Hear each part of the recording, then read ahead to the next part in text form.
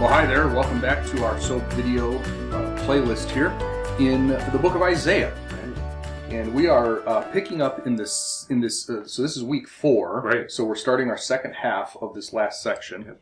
And we're picking up in the last half of chapter 49.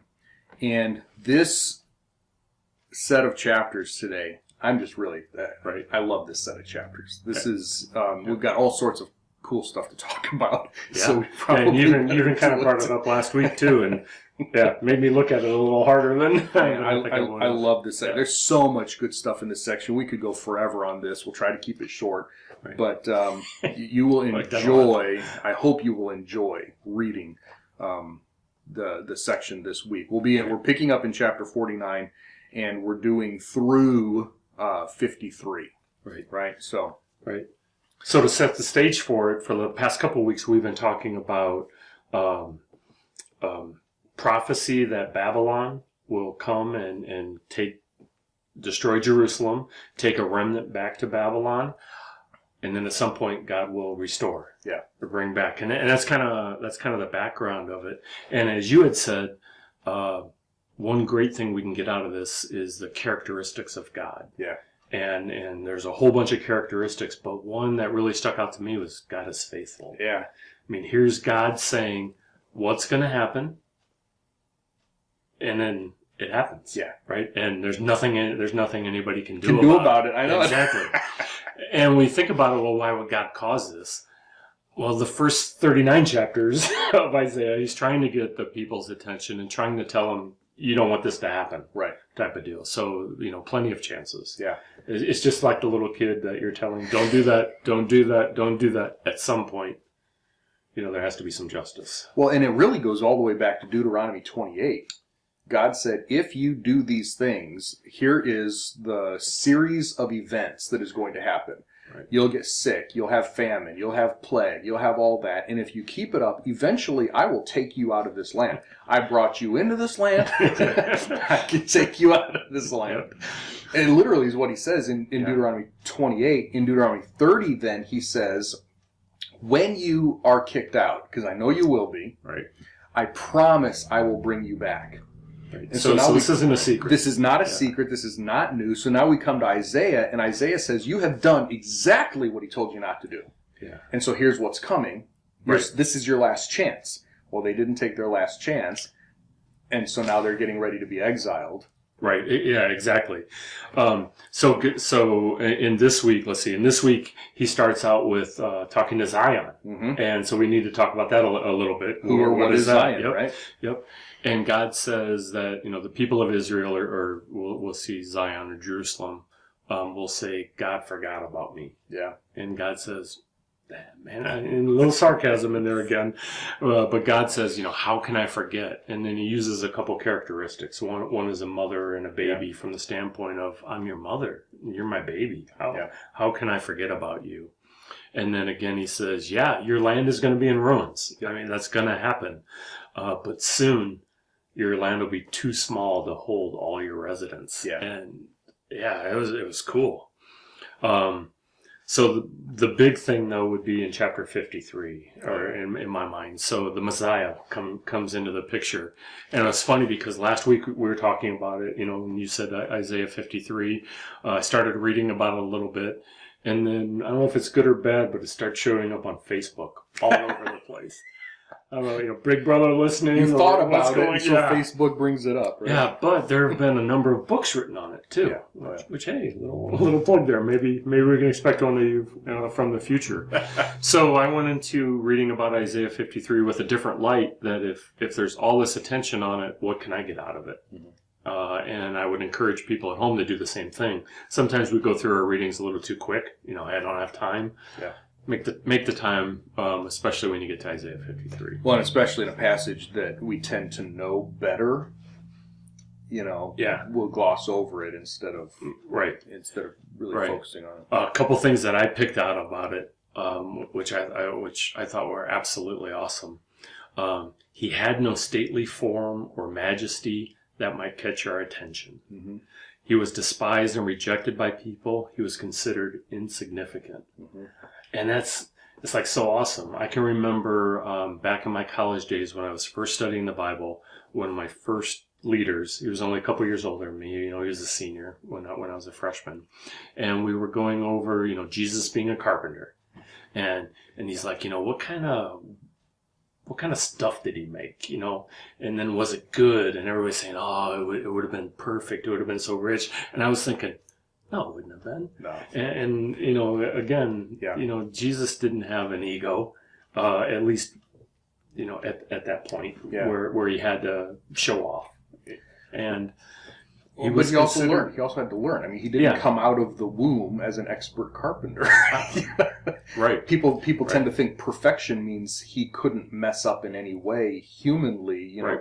Did he get straight A's? Did he? That's sort of how we think of perfection. I don't think that's exactly what that means. No, I don't think so at all. And I don't, even through these verses, he didn't call any attention to himself. So his work wasn't great. And they're not extraordinary. Right. Yeah. Right. So there's other verses in there too. I'm sure that you're going to pull out some, but cool chapter in there. Yeah. So let's move on to a couple of things that you found. Well, I always have my bullet points, right? Yep. So a couple of and so what I want to see in chapter 49, and then what was my second one? Chapter 50, and then 52, 53. We're going to skip 51. At least I am, right? Yeah. So in 49, you'd already talked about the woman and her baby and everything. And the thing that hits me is, and you already brought it up, but God will forget Israel will not forget Israel for any reason whatsoever. Right? Whatsoever. So, and of course, our theology is broader than this now with the New Testament. Then we don't have just Isaiah, so we know that he's going to come back to Israel. We know that the tribulation and then the kingdom and all that's coming. I love how this dovetails with Jeremiah 31, where God says, Israel, I will never forget Israel for any reason. Literally, the universe would have to stop spinning before I can forget Israel. Humankind would have to be able to explore to the very depths of the earth before I could forget Israel. It's just impossible. Right. And he uses all these illustrations in here, and it's just, I just really love that. Yeah, I agree. And I think it's kind of for us, too, from the standpoint of if God made these promises for Israel, and we can see how they came true, in the Old Testament, he made some promises to us, too. Well, and that's the thing is that people want, in covenant theology, people want the church to be the new Israel or a spiritual Israel or something. And we have such a closer relationship with God than Israel does. Israel's in a covenant with God. We're not in a covenant. We're in a familial relationship. We are adopted into his family. We have all of these things that Israel never saw, right? Yeah. They rarely called, you rarely find them calling him father. Messiah's their king. Messiah's our groom. I mean, it's just so many differences. Yeah, good point. And this verse, I love, just so picturesque in verse 16. I've inscribed your name on my palms. Yeah. I thought that was just like, how some people, you're taking you're not supposed to do it when you take a test, but some people write stuff down, like, so you forget, you don't want to forget, or, hey, give me your phone number. You used to do that. Not so much now with our phones, right? But, he's like, Israel, Jacob. Yep. I never can forget this. It is right. I mean, just an awesome, it's called an anthropomorphism. God doesn't have palms, right? But just beautiful. Just I love it. I love it. In chapter 50, I've written a book on marriage, divorce, and remarriage. And one of the things that people miss is that one of the relationships that God uses as an illustration with Israel is of marriage. Right. Now it's a little bit different from the church. The church is the bride of Christ, or is that's one illustration, is the bride of Christ. Not married yet. Okay, that's still future. Right. Israel is the wife of Jehovah, already married in that relationship from whatever. But he divorced her. Yeah. In Isaiah here, he talks about the divorce certificate by which I divorced her. In Jeremiah chapter 3, he said, so Israel's already been taken into exile by Jeremiah 3, and Judah is approaching their exile.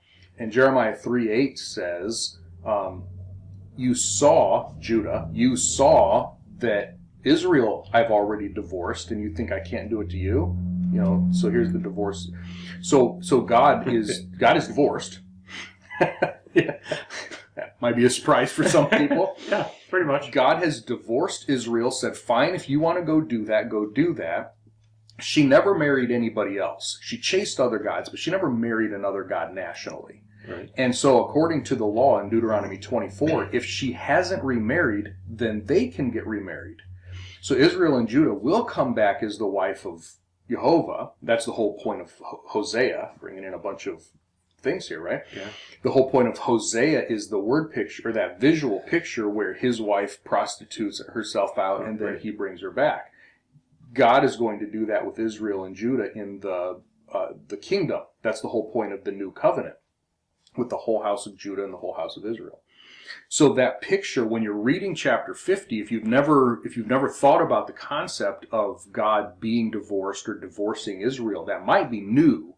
And so don't let that throw you off. That is, this is not the only place. It is a part of a bigger picture. Yeah. And I use this as in my section on divorce, as I'm writing on divorce. I go through the entire Bible, Genesis to Revelation, talk about, and this is part of that. Good. And then, chapters 52, 53. Chapter 53 is more well-known than 52, but it doesn't start in chapter 3. It actually starts at the end of 52, and it bleeds into it. Okay, so we don't want to... trivialize that. It's called the Servant Song. And this is, again, we've talked about this in the past, where the servant could be Messiah, could be Israel, could be Cyrus, could be Isaiah, could be, right? This is definitely Messiah. Right. And in chapter 53 is a forbidden chapter for Orthodox Jews. They Really? are not allowed to read this chapter. Many of them don't even know it exists. The rabbis forbid them, in many cases, from reading this chapter. Because there is only one person in the history of the world who can fulfill this, or who fulfilled this, and of course that's Jesus, who they reject as Messiah. Right. And this is a clear passage of messiahship when we connect it to Jesus' life, and it's forbidden. Okay? So even when they do explain it a little bit, they always refer to Israel as the servant here, not Messiah as the servant. The problem is that means that Israel is dying for her own sins, which, and they have to twist a bunch of stuff in here. They have to spiritualize it instead of interpreting it literally. Right. So, if you ever talk with Jewish people, if you have the opportunity to meet with Jewish people, and why do you believe in Jesus? You personally, they're asking you. You can point them to chapter 53. They've probably never read it before. And it's in their Bibles. I mean, they can read it in Hebrew, they can read it in whatever. Let them read it. They've probably never read it before. And if they read it, they're like, I've never seen this before. I've never heard this before. That happens many, many times. Wow, nice. So those are I mean, that's high level, man. That is just so high level. Right. Like you said, we're trying to keep it short. We're trying to keep it short. You spend all day on this stuff. But Yeah, so I have one more point I want to make, and that is Zion, because it seems to show up. And why does it show up? When does it show up? What is it? Why use it? So in 2 Samuel chapter 5, and there's a number of places where it shows up, but I just want to go there. So King David is going to war at that point in time, and he's going to war against the Jebusites. Jebusites. Yeah. There's an S in there. And in 2 Samuel chapter 5, verse 7, it says, "But David captured the fortress of Zion." That is the city of David. Yeah. It kind of lays it out right there. And a little later then it says Jerusalem, equating to the city of David. Yep. So we have that Zion is Jerusalem, city of David, in some cases maybe even all of Israel. Right. But it's... Yeah. Why use one over the other? It's sort of like God's nickname for his special place. Yeah. Well, it was also a fortress, Yeah. too. And I think I even saw where the name Zion is between two mountains, or has to do with two mountains. And Jerusalem And kinda- is raised, right? So, Yeah. so Jerusalem sits on there, up Yeah. on a mountain, and sometimes it's called Mount Zion, Yeah, right? right. And being a fortress, so something that is worthy of being protected or needed to be protected. Yeah. It's kind of a cool visual, too. Yeah. As we read through the prophets, God calls the land of Israel, and especially that mountain, his mountain. He's leasing it to the Jewish people, but it's actually his land. Yeah. Personal land. And so one of the things we saw, or we will see in Isaiah, is this concept that you Babylonians, you Israelites, whatever, you have divided my land, not Israel's land. And I am going to hold this against you, that you have divided up my land. Mm. This is very personal to God. Yeah. And so Israel, this is why he said, I brought you into this land, I can take you out of it. I'm giving it to you, but it's still mine.